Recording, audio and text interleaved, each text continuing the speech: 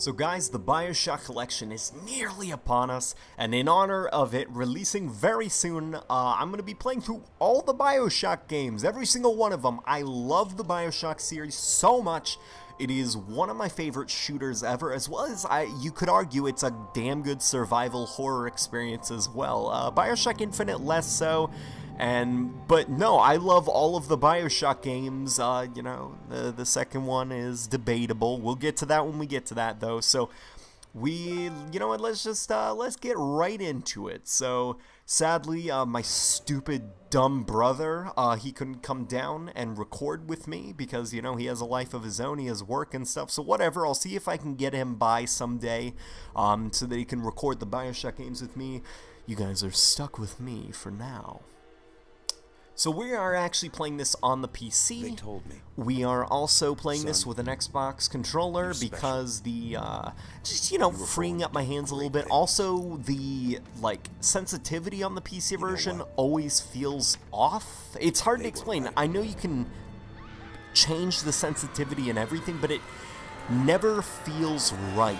All the settings just don't feel right. Like, there needs to be some kind of like, I'd rather just have a full-out, like, sensitivity slider across the board, but, you know, oh well.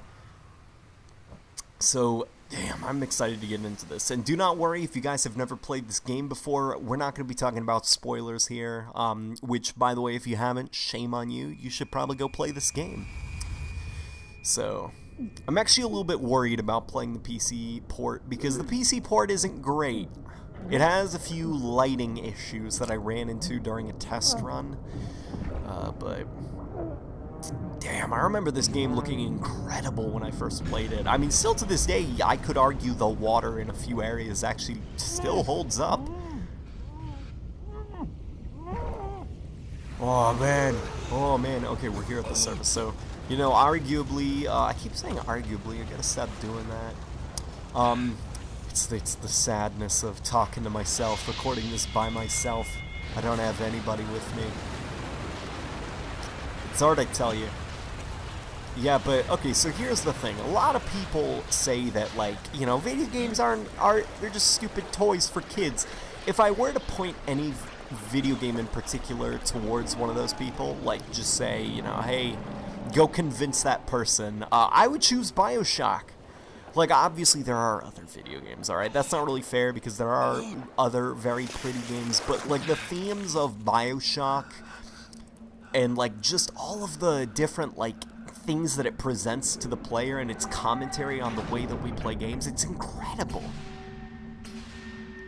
So, yeah, it's just a beautiful game with a beautiful story and a beautiful, kind of discussion that it raises about gamers and the way that they play games, as well as like some of the in-game story things, like, you know, is it right, like, is a perfect world, a perfect utopia viable?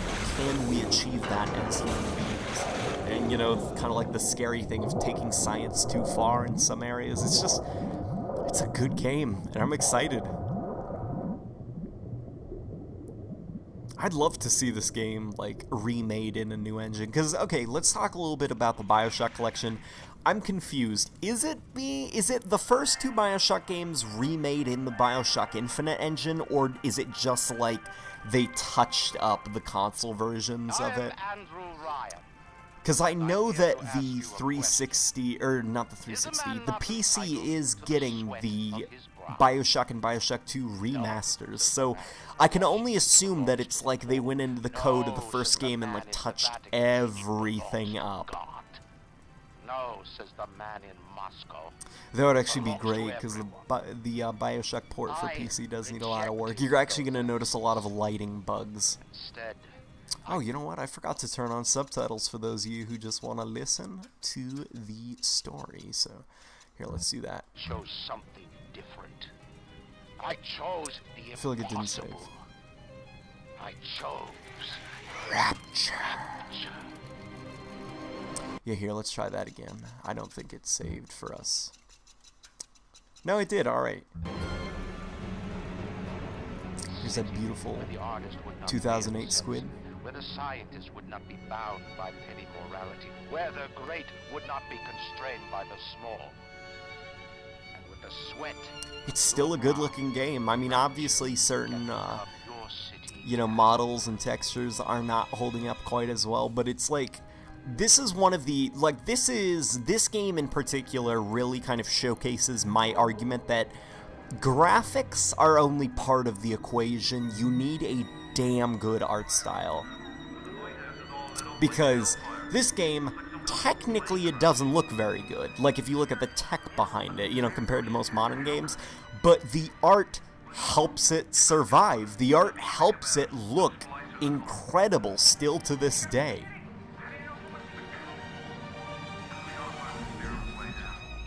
It's just, damn, what a good game. What a beautiful game. So, alright, let's get into the city. It's funny, I remember when I first played this game, actually, and it was on the PC version. My PC wasn't strong enough to handle the game, so the game ran in like 20 or 15 frames per second, and I didn't really understand about graphics settings or anything. So I just played the game in like an unplayable frame rate. Oh. There's two boys here. Are they nice boys? We will find out. One of them's a lady, though. Look at her hair. Oh, no! Oh, no, I thought she was a nice boy, but she wasn't. She was a mean boy. What are you doing to that man? Oh, no! This is terrible. Look at her face. Her face is all screwed up, guys. Oh, man. Lady, your face is messed up. Ah! Get off my submarine thing! Oh no! I remember being terrified by this sequence.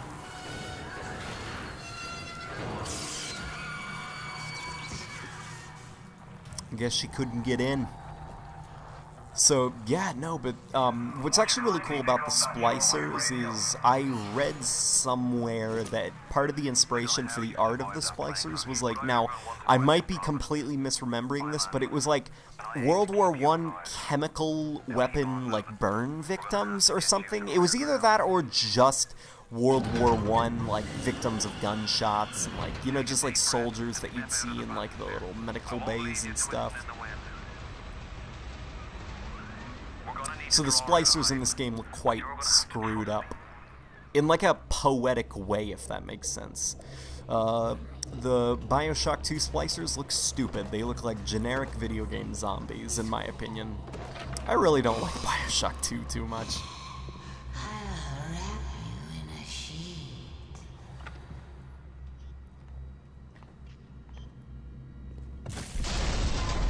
Boy. Just a bit more. Oh no! The mean boy found us! Yeah! Go get the mean boy, helicopter! There she goes, alright. Now, would you kindly find a crowbar or something? A crowbar. I feel like that's a reference to Half-Life. Finding a crowbar. Alright, let's get ourselves a wrench. I just realized there's no FOV slider in this game. The FOV is kind of claustrophobic, but nothing we can't live with.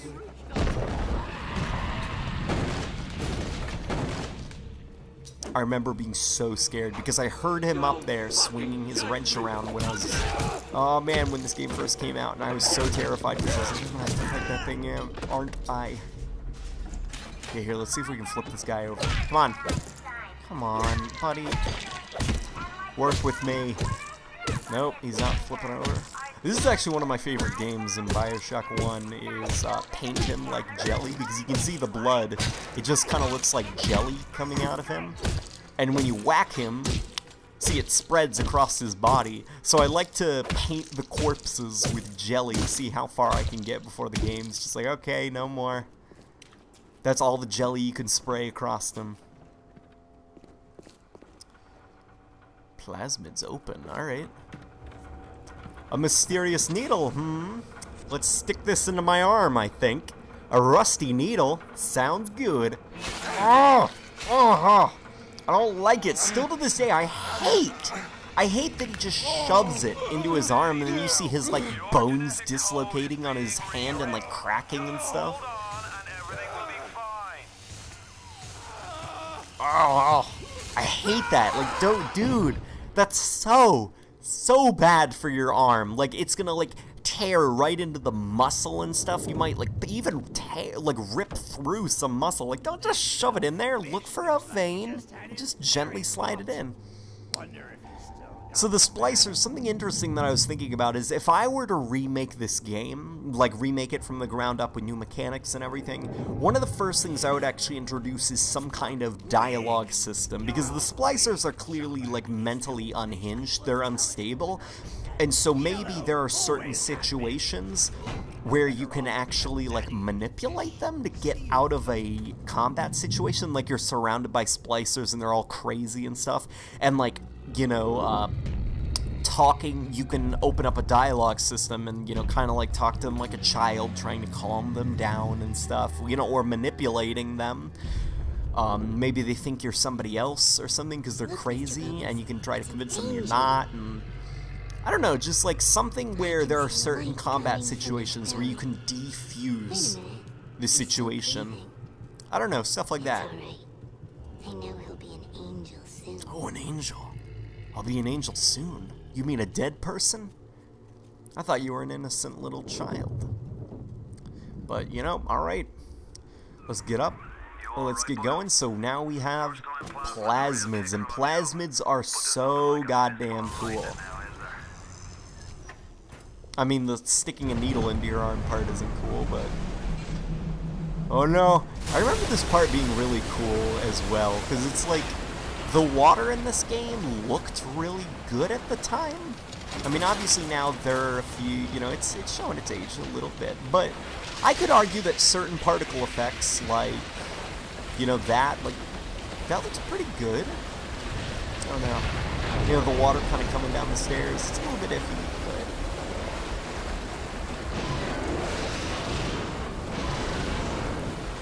You know, look at that water. Like, that looks pretty good, right? This fish flopping around. Yeah, this is a good looking game.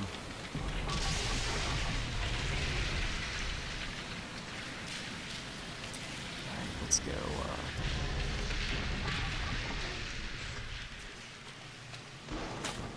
We'll take your thing, sir. Man, that's creepy.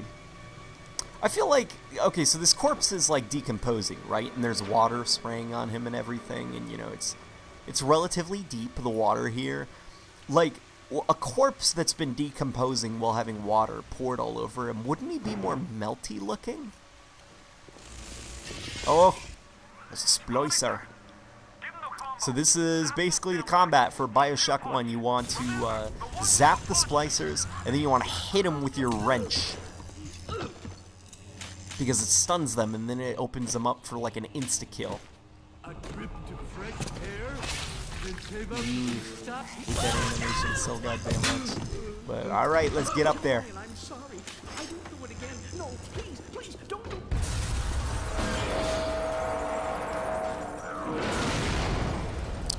Okay. Call the cops on me. Oh no! There we go. Alright, let's get in here. So, it's actually really sad because I actually recorded this earlier, but sadly, the audio was a little bit too loud. My mixing wasn't proper, so my voice was way too loud. And it was like kind of like breaking the sound, and there was no way to like stabilize it, so I'm re-recording with my mic volume turned down. But look at that, we're getting story now. We gotta find this guy's wife and kids. Or child, singular.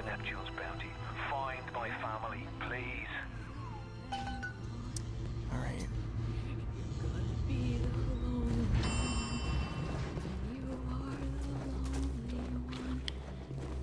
I'll take this for Zay Kit and that chocolate bar. Mom's gone. And Daddy too. Wait. This is happening before and none. What? You got her. Alright. You know, I've read some actual, like, interesting things online where it's like, you know, we have a baby carriage, we have somebody who is clearly a mother, and there's a revolver in the baby carriage. And, like, a few people, there's a few theories as to why the baby carriage has a revolver in it. Like, one is obviously she killed her baby with a gun, but another one is possibly that she sold her baby for, like, drugs or something. Like, I don't know. It's just, it's interesting, the kind of discussions and theories that people have about this game. So let's... Oh, there's people.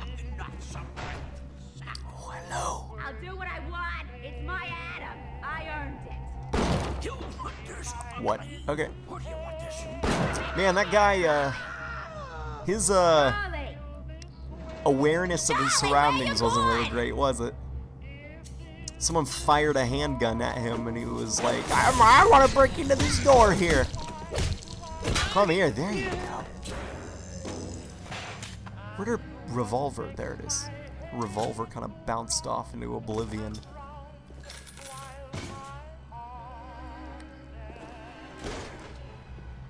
Oh man, I always got so creeped out approaching this register because it's like, it's obviously a corpse, but like I thought it was gonna like get up and try to attack me and think I was like robbing from it. I hear coughing. If you spot a splicer in the water, hit him with the electrobolt. Great. There we go. So throughout the city of Rapture, you can find these like audio recordings and stuff. We're not actually going to be playing them just because I don't want, you know, disruptive talking, even though it is world building. But yeah, let's. All right, there we go. I'd say. Oh, I saw a flash back there. What is back here? A first aid kit. We will take that. Let's. Ugh, it doesn't look good, right? Like, don't throw it in your arm like that. That looks so painful. Chocolate bar. Nothing? Alright. I don't like that bloody door. Like, what happened here? Why is it so bloody? Oh, what's back here?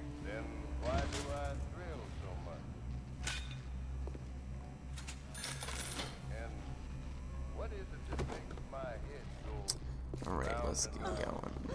Oh! Yeah, there we go. Take it. So here, let's check out the games. Bioshock 2 actually didn't have any ghosts, if I remember right.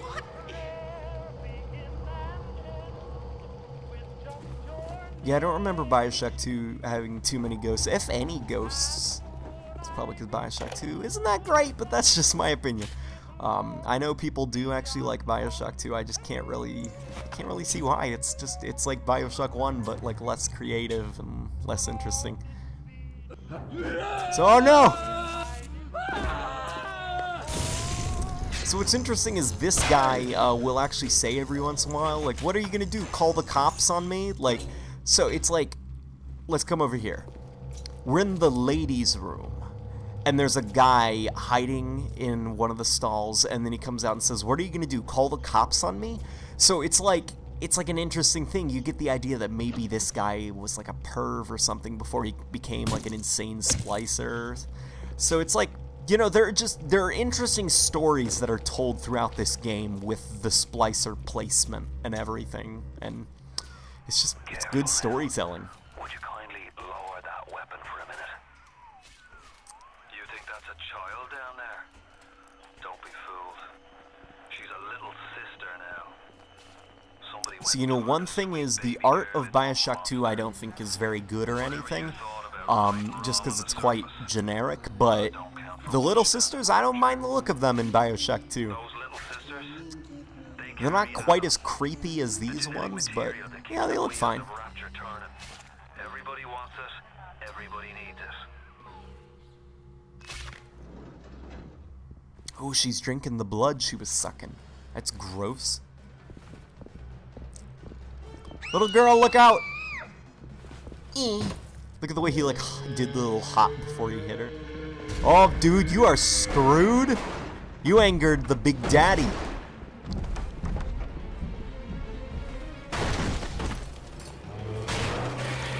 Oh, man. What a brutal death scene.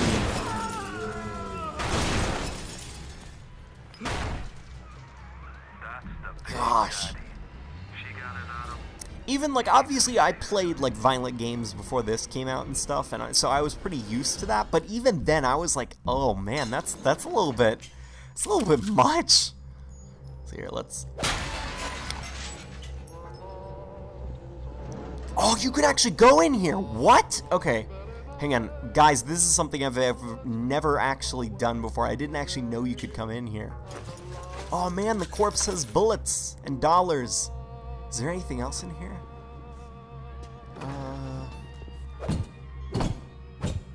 No? No, nothing? Not even back here? Okay, alright. What is this place? This looks kind of like a burlesque or like a, you know, a nightclub. Where ladies dance provocatively for a man's amusement. Oh boy. Oh, jeez! I really like that the splicers are taller than you in this game. Because it's just like, it adds like a creepiness to them, the way that they like loom over you when you get up close. Personal voice recorder.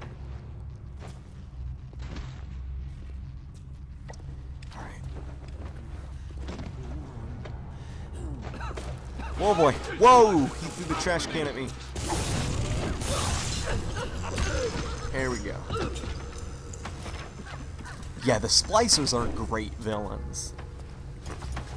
Like, sadly, as this game continues, I feel like a little bit of the magic of the splicers is lost. If you guys know what I'm talking about, after the big thing that happens near the end of the game, everyone knows what I'm talking about. Sadly, the game, like, that should have been like a natural resolution for the game, but it kind of keeps going after that, and the story kind of loses some of its steam. But, you know, I'll discuss some of my problems with it when we get there.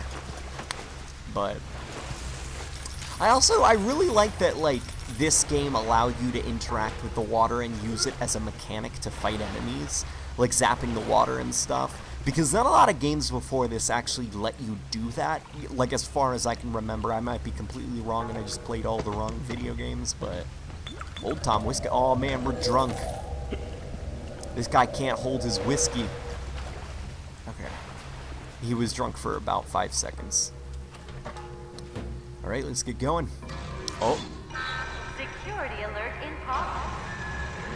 That's not good. So now we're gonna fight the hardest wave defense moment in the whole game.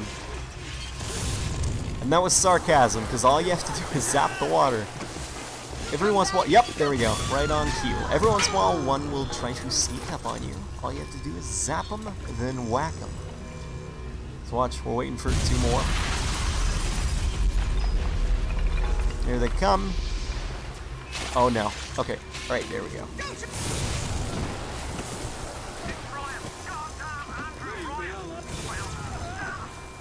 Alright, I want to get to their corpses quickly so I can loot them. And then we're going to get out of here because more are on their way. Alright, let's get going. We're leaving. We're blowing this joint. We're going to have to go through the medical pavilion. Arguably, the scariest part of the game is in the medical pavilion. Whoa. Oh, Christ! You're trapped! Gonna try to override the exit from here.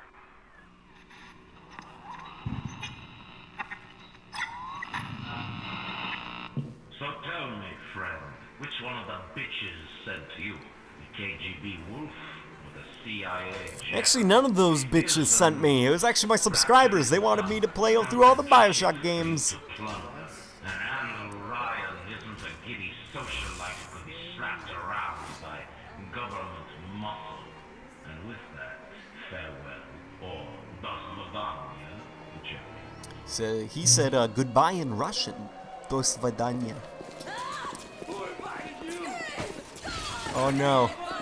Oh no. This isn't good. I don't want to be part of this, guys. Let me out. Let me out. They're coming for me. Alright guys, that is the end of the first level of Bioshock. If you guys want me to continue this, playing through all of them, just let me know, and I'll see you guys on the next video.